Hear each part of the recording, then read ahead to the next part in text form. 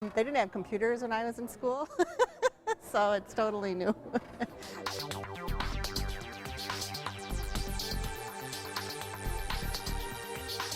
What would you give as a tip to parents on how they can help keep their kids safe? Just to think about the limits that you want to set and set them from the outset, so that like they're not used to having it for hours and hours and then trying to take that back.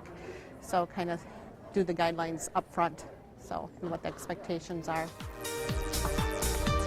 They get into things they shouldn't be, or they're on it too much. I guess that's the big thing, is they're on it too much. So yeah, we did start the smartphone and I did take it away just for that's an effect for the internet.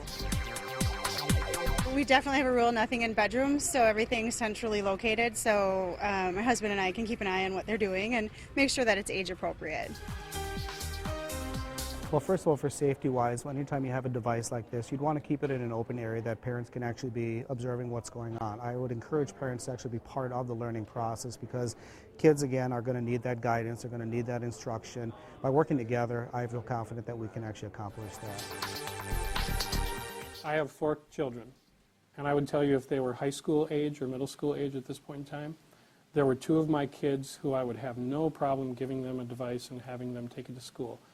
But my other 2 kids, I would sit down with them and say, okay, this is what we need to see in place in order for you to be able to use this. And it's not just appropriately caring for it, but it's using it appropriately in the school. So part of our policy is actually, and we do this with the readers, things like the Kindles and the Nooks. What we tell parents is, you can go ahead and upload the reading materials. I mean, that's a great reading device, and we're all about literacy.